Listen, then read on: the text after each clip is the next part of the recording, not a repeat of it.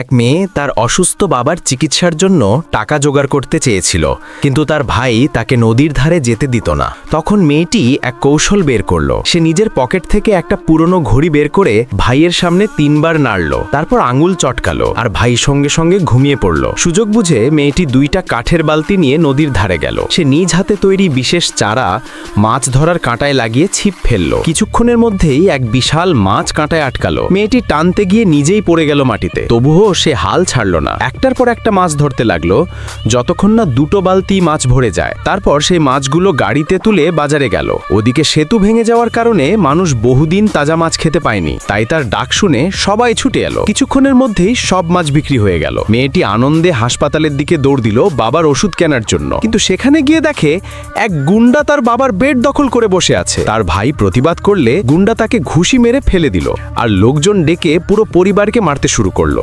এত দেখে মেয়েটির ভেতরের রাগ ফেটে পড়ল। সে এক লাথি মারল, চেয়ার উড়ে গিয়ে গুন্ডার লোকের গায়ে লাগলো। আরেকজন আক্রমণ করতে এলে সে বালতি ছুঁড়ে মেরে তাকে অচেতন করলো।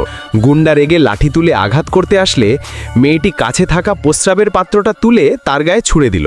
গুন্ডা ঘিনে বমি করতে লাগলো। মেয়েটি হাসতে হাসতে ছুরি তুলে তার ঘাড়ে ধরল। গুন্ডা ভয়ে কাঁপতে লাগলো আর ক্ষমা চাইতে লাগলো। মেয়েটি কঠোর গলায় বলল, যা কিছু ভেঙেছ সব ক্ষতিপূরণ দাও। গুন্ডা ভয়ে টাকা বের করে দিল, কিন্তু মেয়েটির তা যথেষ্ট লাগলো না। তাই সে তার আঙুলের আংটিটাও খুলে নিল। পুরো পরিবার হতভম্ব হয়ে দেখল তাদের শান্ত ভীতু মেয়ে এক সাহসী যোদ্ধায় পরিণত হয়েছে।